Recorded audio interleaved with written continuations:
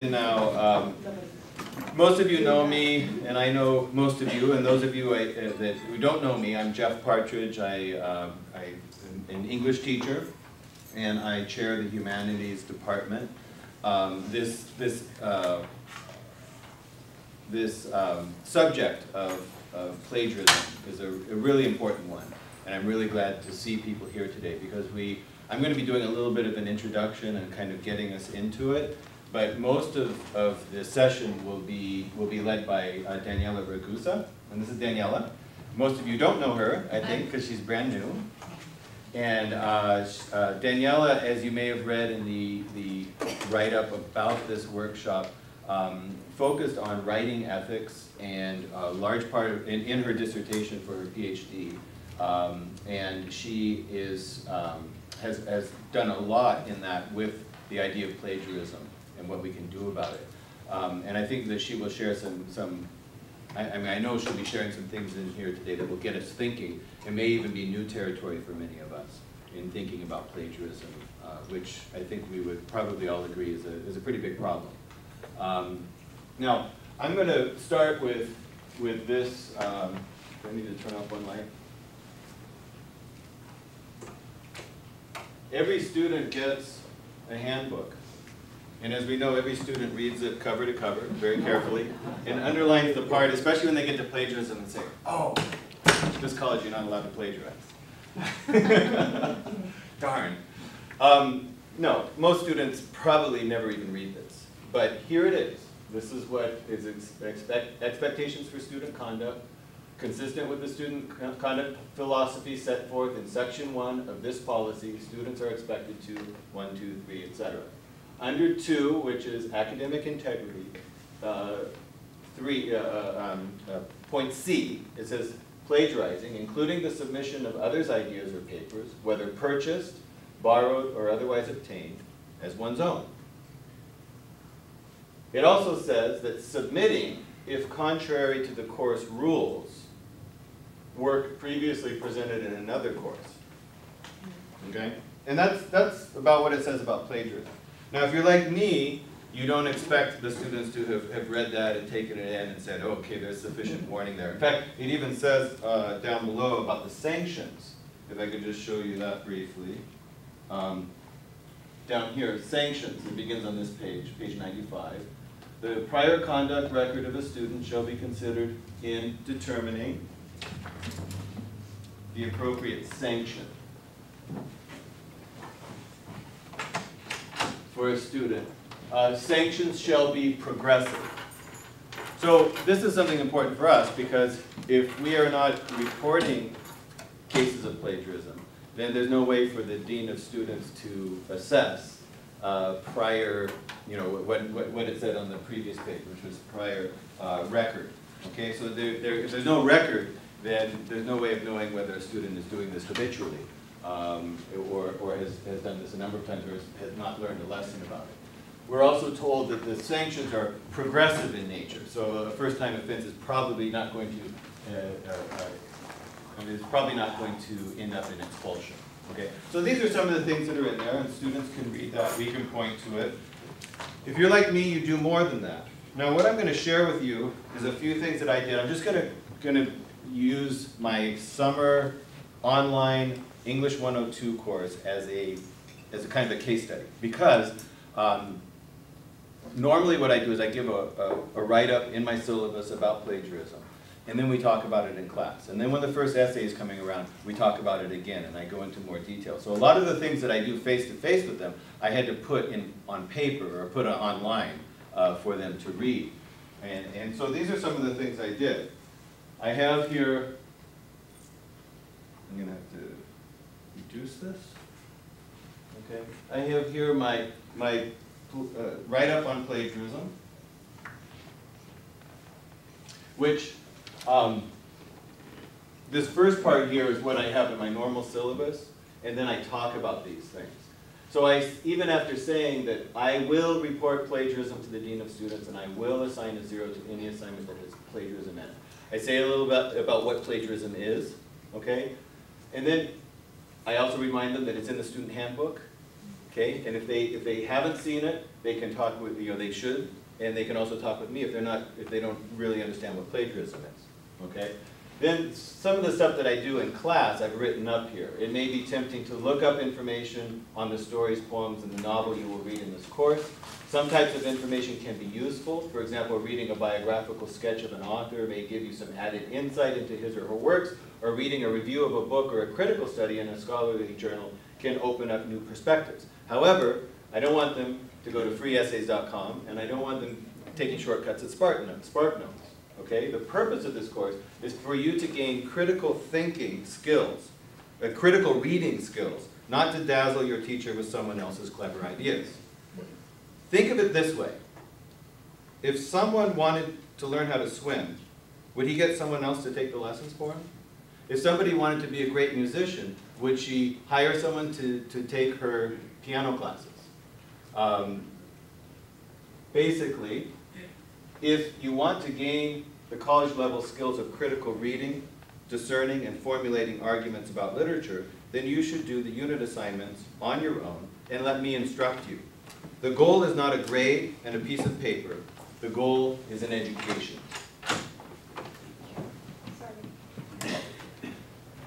So, there's and I put at the very beginning of this document, read this information carefully before starting the course. Okay, and so it's all out there. Now, the next thing I do is when I give my first assignment, and this is going to be small, I'm not going to ask you you don't need to read this, but when I give my first assignment in Blackboard, you see down at the bottom my warning. Every time they submit a paper, there's a warning there saying, students guilty of plagiarism will be reported to the college and will receive a 0. Okay, so there's another one. All right. Besides that, the type of assignment I give, I had them read and analyze a story that I gave them and write about it. The story I gave them was published in the New Yorker magazine about a month before they did this assignment. So how much is out there? There's no SparkNotes on it. There's hardly anything out there. There's only like this one blogger out there who's set his life ambition to respond to every story written in the New Yorker magazine. Okay, and that's it. And then a few people who are like kind of his followers, and they respond. Okay, so there's one place you can go and find it yourself. As a teacher, you already know what is out there. So what I've done is I've designed an assignment that is very hard to plagiarize. And I've had students go and copy that blog and submit it before. I mean, it's happened.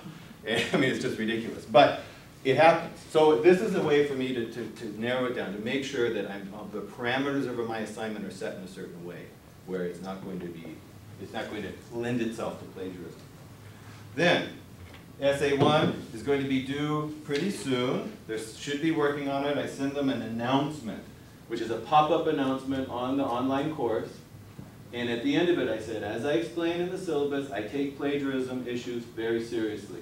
Make sure that you do your own work on the essays and on the homework assignments. This course is about developing your thinking and writing skills, not about getting right answers about the literature we read. I've decided, by the way, that I'm not going to teach The Awakening by Kate Chopin anymore, which I love to teach. But everybody submits right answers. It's like, it's all out there. You know, there must be thousands of things out there for that novel. Okay, so anyway, I've done all this. How many? Okay, I had 25 students. Let's say there are 20 active students in my online 102 course. After all of these warnings, how many students do you think I had to report to the Dean of Students for plagiarism? Half? Oh boy, pessimist there. 4. Okay. One would think 0, right? I mean, is there enough warning? I had to report 6 students for plagiarism in this course, and I had to warn a couple of others who were coming awfully close. So 6 out of 20 and a couple more on the cusp. Yeah, exactly. So it's pushing half. It's pushing half. Yeah, good point. Good point. Okay. My point is, as a lead into the main event here, my point is warning after warning after warning, explanation after explanation is not enough. It doesn't do it. So Yeah. Except that from your perspective as a teacher, an instructor, you've covered your bases because you could say to the dean, it's here, it's here, it's here. So does she then take that information and say, you know, it's obvious that you didn't read what was expected? Excellent. It covers my bases, which you need to do. You need to make sure you have put. You can't accuse someone of plagiarism and haven't, you know, really done much with it. You know, I mean, it's really important for us to get this message out there. I'm not saying don't warn people, okay? But the problem is, I haven't got students to do what is right. I haven't got students to learn the important lesson that they need to learn, that they need to do their own work. And that there are certain things that they do, that they think they're doing their work. I don't know what they're thinking in many cases. But they're not getting the message. And we should care about them getting the message.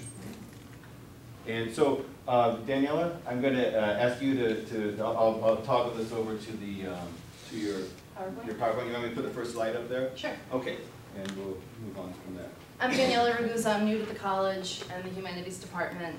If you had told me a year ago when I was in the process of polishing up the dissertation for my defense that I would be presenting my information from the dissertation to a group of professors, I almost wouldn't have believed it. But here I am, and I have some things for you to think about that approach the issue of plagiarism from kind of where Jeff has left off. And I thought it was really interesting that he started by showing us the plagiarism policy that appears in the student handbook, and I'm sure that you have similar versions in your syllabi. Who wrote that plagiarism policy? And where's the attribution? Where was that information taken, right? A rhetorician named Margaret Price asks that question, along with Andrea Lunsford, the writer of the St. Martin Handbook. This is something that maybe we don't think about. Where do our policies come from? Who wrote them?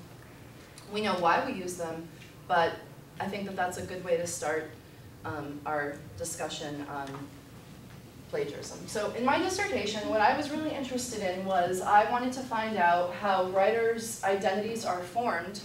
And I went to a college that had a writing major, and so I was specifically envisioning students that were writing majors and potential teachers in training.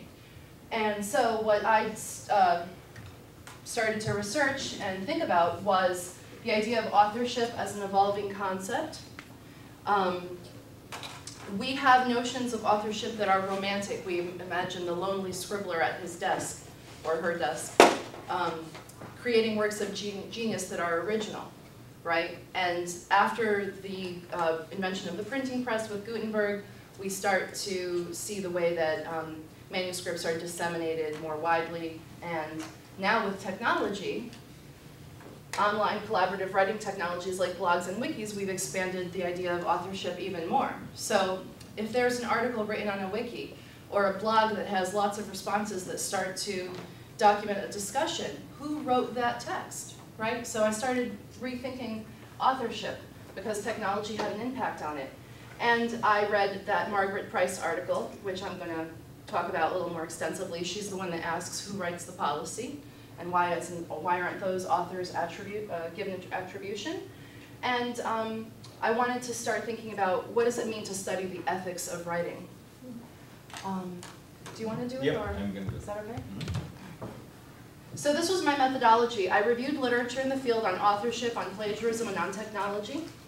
And then I surveyed experts in the field, so colleges and universities that had writing majors. I contacted all of their directors and coordinators of those writing programs, and I asked them, how important is it for you in your estimation that students study plagiarism, authorship, technology? No one agreed. I had variables across all their answers.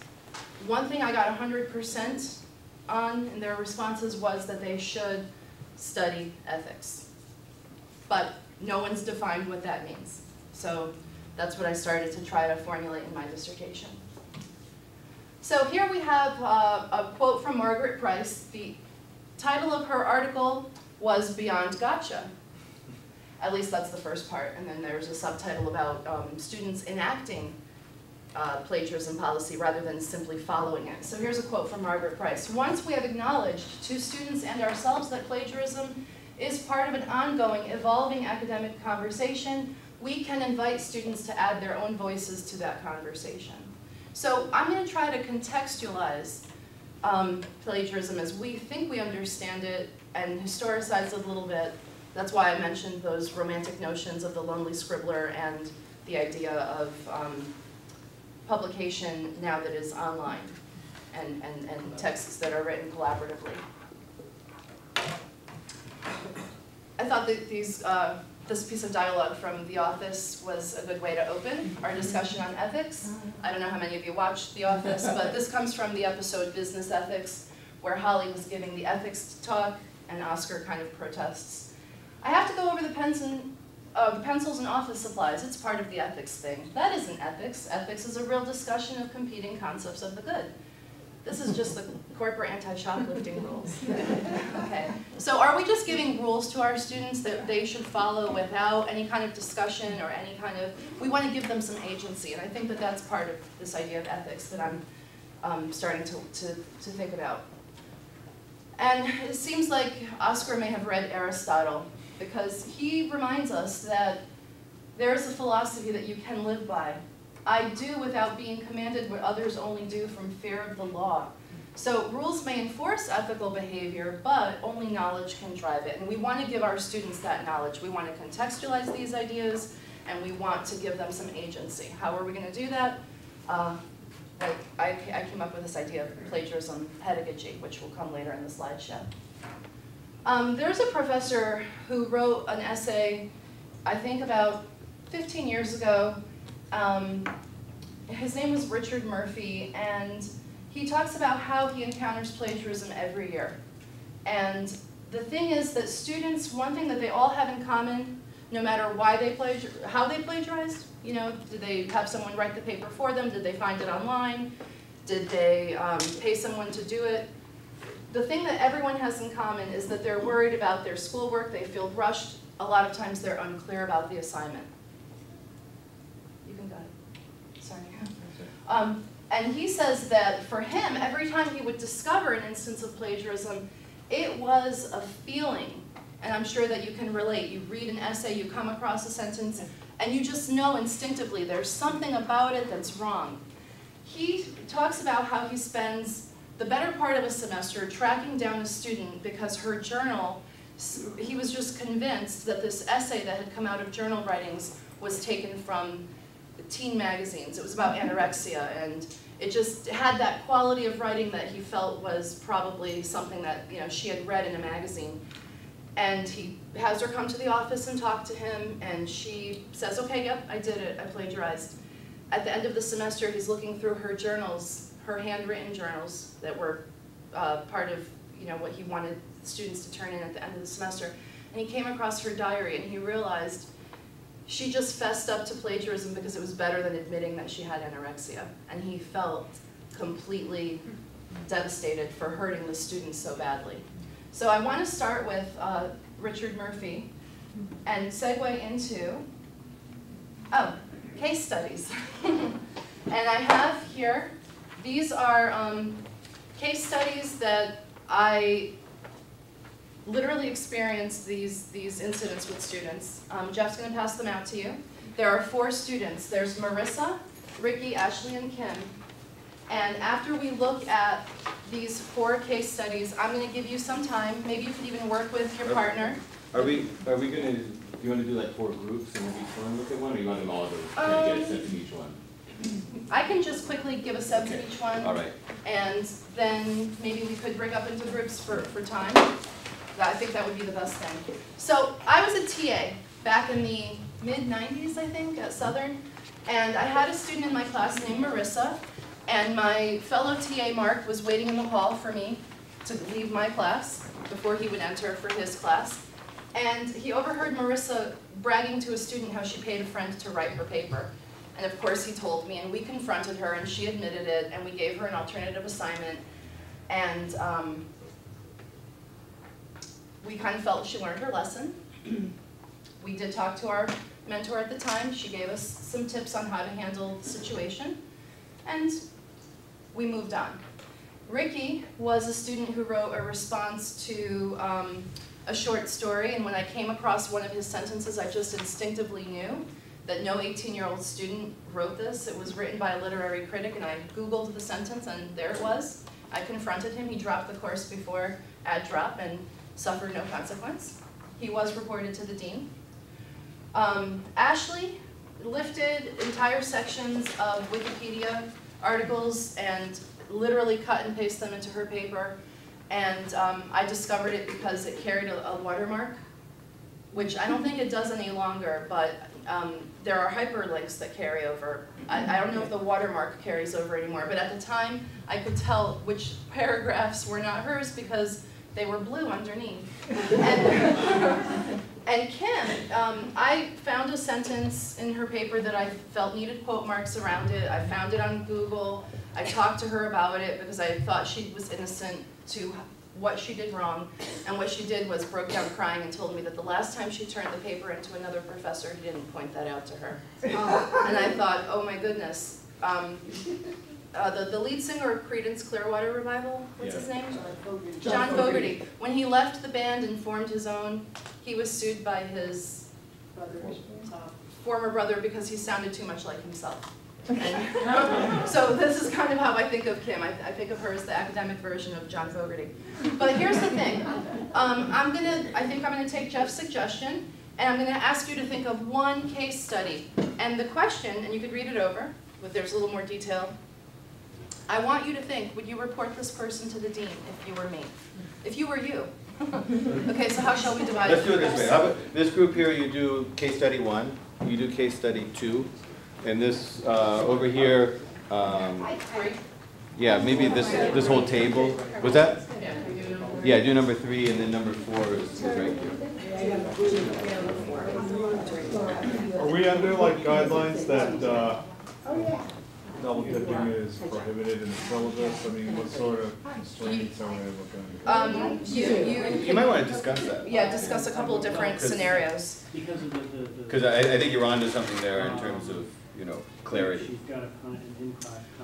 Because we are under time constraints, I'll check in about 5 minutes. Yeah. Yes?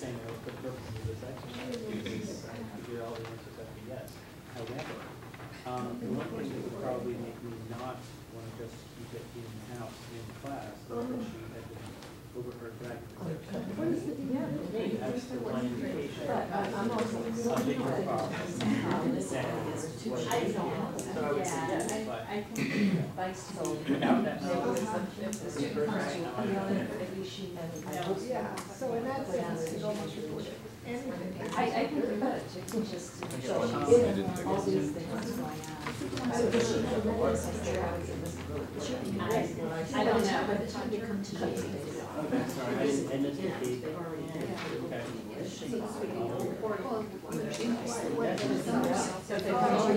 Report or not? No, if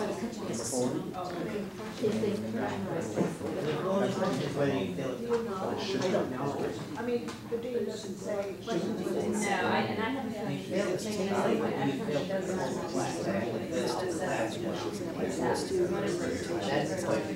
Decade. Well, the fact that she just wants that's so, she did it, mechanism is there.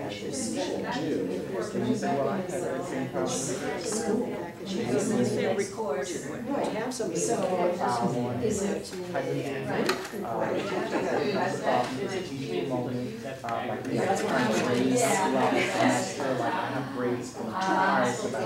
I would say,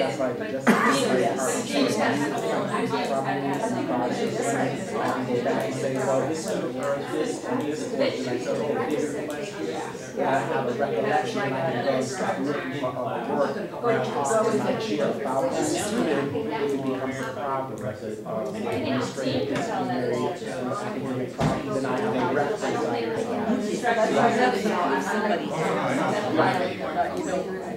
No, because like I said, it's a teacher manual. The other like case study number 2, case study number 3, work with said I was trying to work with them.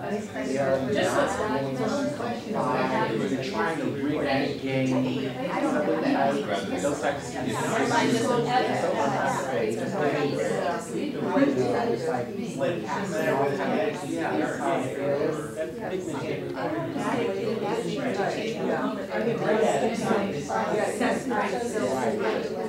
How many credits does she have? Has she read any of the policies? What does she have? Maybe she doesn't even know. Has she ever been part of the which way and I think the policy, maybe she's been something.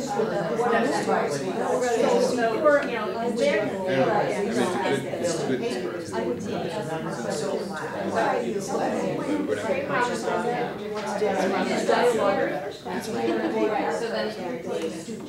One more minute? Have an answer for us? Do you report your student or not, and why?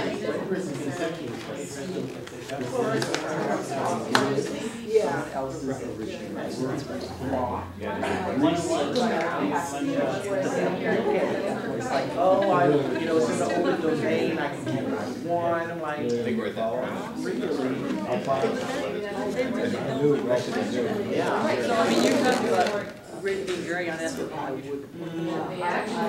really don't forget that taking stuff off the internet and pasting it in there. Okay, why don't we wrap up our discussions? We have more on our hands now. But the other thing, I think the whole environment. Everybody ready? We're gonna focus attention now on each group. Okay. So with these four case studies, we've got four groups of professors working on each one. There are 19 people in this room, well, 21 teachers, and probably each of us would handle each case a little bit differently. So really, we don't have time to form a consensus and have 100% agreement on everything, but I do want to hear from each group a little bit about how you would handle this and why, okay? And then we need to go back because I have a lot more information on my slideshow that I want to share with you on how to handle these situations a little differently, a little earlier. Okay, so group one, you had Marissa, and this was the girl who bragged in the hallway about paying a friend to write her paper. What does group one think about reportage and otherwise handling the situation? Well, there were two softies and two hard asses in this. Guess what that was? And I'm glad you didn't say soft ass. The interesting thing here, there were aggravating circumstances. Bragging to the student in the hall about payment, pretty much is a pretty clear-cut case. Knowing that, privy to that information, everybody would say yes. That being said, if we weren't privy to that information, there's two of us here who hemmed and hawed over it. I kind of thought that these were all yes situations. You handed us like this was a trick test. But yeah, that's where we stood. We actually, it wasn't entirely clear cut. It just On the same page. yeah. Okay. But you pointing out the progressive policy actually kind of swayed us quite a bit, because I think those of us who would have been hesitant to get a student in trouble realize that, like, well, if they're keeping statistics and the first offense is not that great, then all the more reason to report to the dean. Okay, thank you. I'm going to wait till we hear from everyone, and then I'll tell you what I did do, and then we'll move on. Not that I have the perfect answer, because I think, looking back, I handled things differently than I would now. But group two, you had Ricky. This is the student who went online and went to a paper mill and found and cut and paste parts of an essay online into his essay. So how would you handle this? Well, we did not have any controversy. We all agreed that, that we would report him to the dean. And he tried to take the quick exit by dropping the course, but for many reasons. One, that plagiarism had occurred. Number two, that he really had no, remorse is a strong word, but remorse, if you will, about having done, he raised his voice with the instructor. And number 3, just because he dropped that English class, if it was in the add drop period, doesn't mean he couldn't happily register for another class and plagiarize that as well. So we really felt that we weren't helping his, that by reporting it to the dean, we were actually trying to improve his educational growth process. And also, we wanted it to be reported to the department chair. Right. Because it's more apt to be tracked through a department chair, you know, in that subject area rather than a dean. Thank you. Group 3, you dealt with Ashley, and this was the Wikipedia girl, who was taken off of the softball team because of her transgression. And so, tell me what you think. We all agree that we would report her to the dean. We felt that this was quite a blatant example of plagiarism. And we also felt that, was she upset because she had plagiarized or she was banned from playing softball? Yeah. So we just felt that, you know, there was no indication of the value of education. As in, with group 1, realizing there's a progressive discipline in place, now we're assuming that it's easier to make a decision to report to the dean. We wondered what the dean would do too. So, you know, maybe we can talk about that later. Sure. So you separated the issue then. And finally, group 4, you've got Kim, the double dipper. 2 assignments for the, or no, 1 assignment for the cost of 2 courses, I guess. How would you handle Kim? Well, I felt that it was a teachable moment for the student. And I've had this happen to me in other courses that I've taught, not here, but at another institution. But the student would say to me, the student informed me, because I put it through the software on the site, and it covered like 100% plagiarism rate.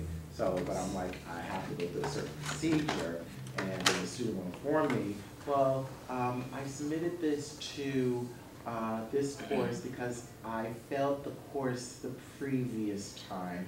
So that was a teachable moment, but I still had to report it to the university because they had to have a record of it. And this is the same thing here too, wherein the student needs to be taught what plagiarism is. And just because you wrote this paper, but you submitted it to another course, then you're resubmitting it again, it just smacks of, oof, you know, it's not ethical for you to do that. Because in essence, what you're doing is you're following the requirements from another instructor and you're placing it within the course that I'm leading, and it either does or does not follow the requirements that I place for this particular assignment. That's cheating, okay?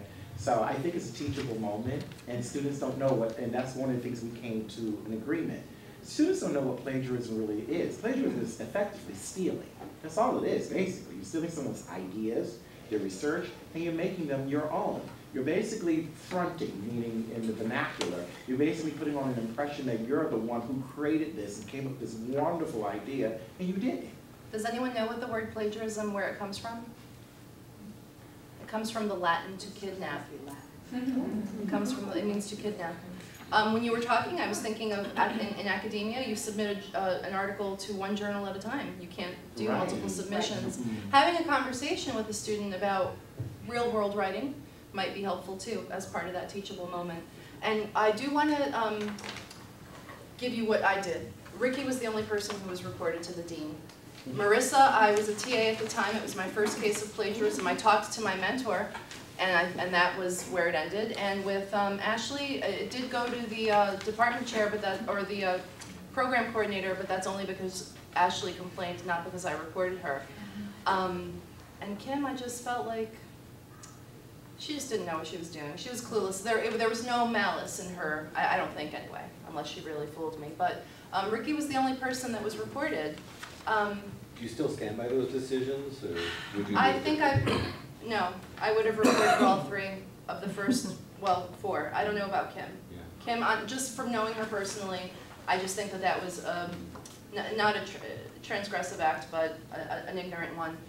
The other 3 students had malicious intentions, and today I would report them. If I could just say, in reading chapter 3 of Daniela's dissertation, I realized that I had a similar journey to hers, and And the first case that I faced, I was teaching at CCSU, and the student plagiarized. I called him on it. He came in, he was really devastated. He felt like, you know, I feel so, you know, this is so shameful, and he was concerned about how I think of him as a person. He was close to tears. So what I did was I gave him, I didn't report him, but what I did was I reported him, because I knew there was a progressive policy and that you should report him, and I gave him an F, but then I let him write another paper and to write an additional paper researching plagiarism, which is what you did with one of them, you know. At the end of the semester, he handed me a paper. The class was over, the semester was over, I read the thing, I said, no way, did he do it again? He did. Both times, he took a whole paper from off the internet. And from that, I learned that you kind of have to separate. I mean, a student who comes in can be really devastated, or they could be acting. You know, and do we give the benefit of the doubt to the best actor? Yeah. You know, so you know, there needs to be kind of a policy. Are we going to be reporting people and seeing that it's progressive? They haven't done it before. They haven't been reported before. It'll be fine, and they learn the lesson. Don't do it again. You know, so that's that progressive policy. But there's much more to do here. You can go on to the next slide. So I have not gotten complete clarification on this issue. So I started doing my research, and I found that there are a lot of scholars out there that have expanded this discourse. And they prefer pedagogy over policy. And I argue with them that that is, I think, the right way to handle it from the beginning, earlier on. So there were these two educational researchers who discovered, among a lot of other information, two ideas that I want to present to you. Schools with honor codes have fewer incidents of plagiarism than those without. And faculty who complain about plagiarism do very little to report it. So that's what they discovered in their objective research. A law professor from Australia, I believe, she wanted to find how professors feel about plagiarism, their perceptions on the topic. They were fearful that their image as academics would suffer if plagiarists weren't penalized. They feel, if they are penalized, they feel burdened by the responsibility of punishing plagiarists or reporting them. It's another thing to do, more work, right? Uncertain that all the work that goes into proving a case of plagiarism is worth it. A WACWID, so writing across the curriculum, writing in the disciplines administrator, his idea is that, I'm going to launch into now ways of discussing plagiarism differently.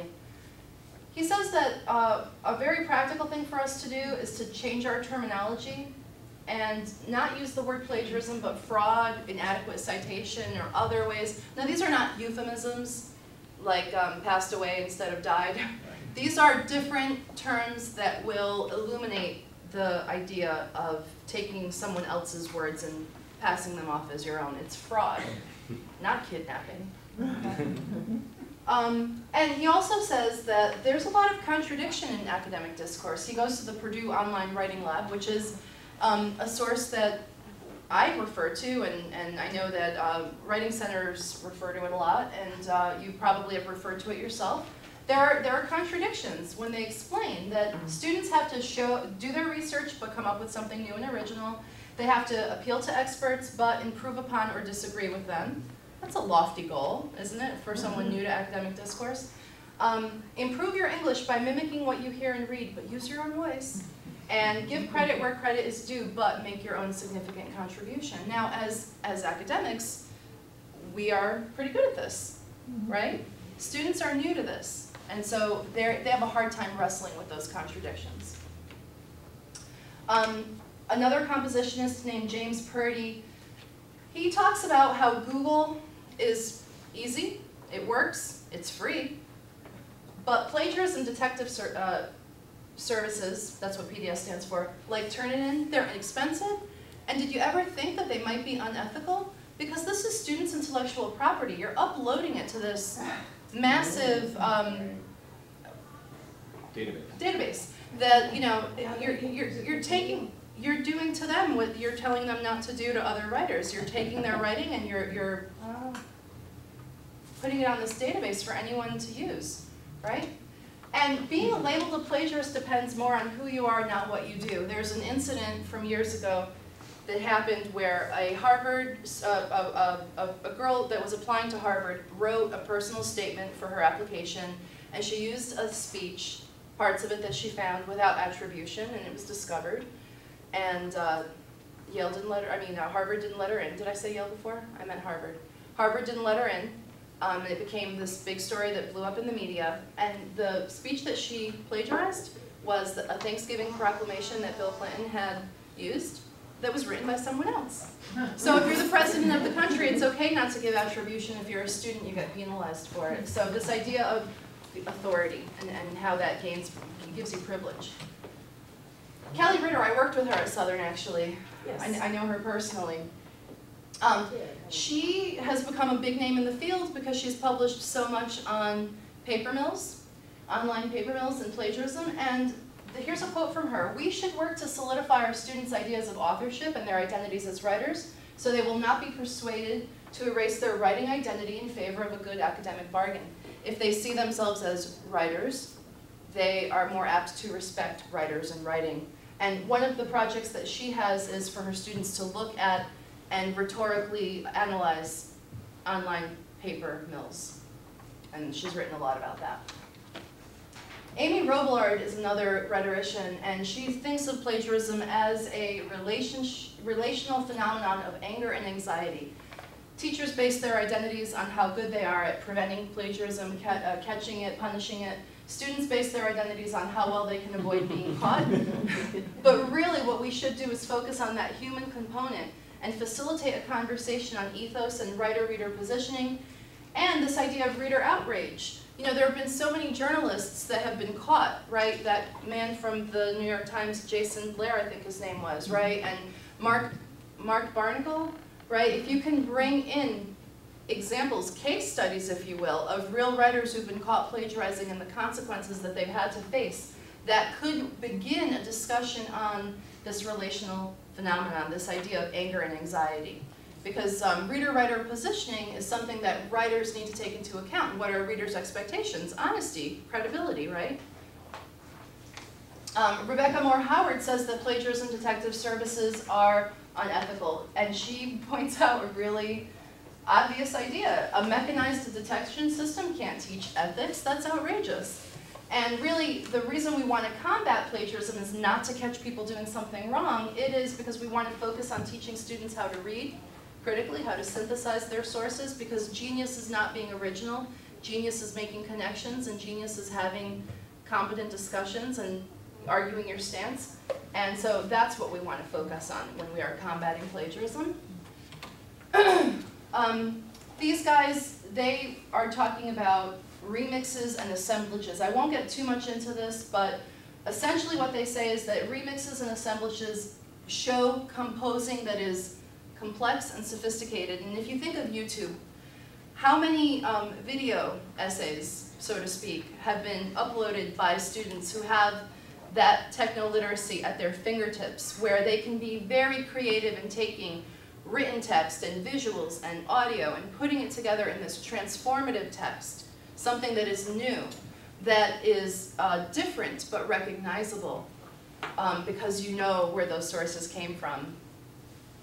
Whether or not that attribution is there, it's clear in the listening, the hearing, the watching, and students are very adept at this. So I wish I could get more into assemblages, but I'm going to move on.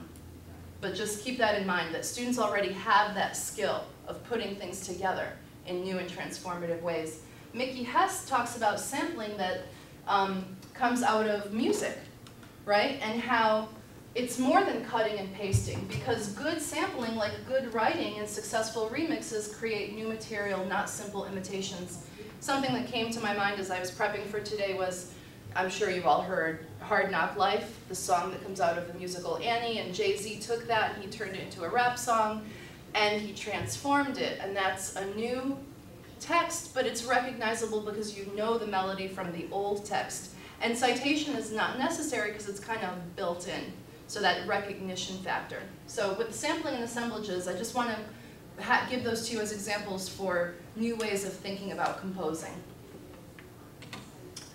Now, a woman named Martine Corinth-Reif. She says that we have got to teach copyright and fair use, and we have to model it, and we have to give students projects to work on that have them take on agency so that they could use their fair use. And part of that is contextualizing this idea of stealing from others by looking at copyright law that came out in 1976. I'm sure that you know this a little bit, although she gives us all of the case studies that went to court.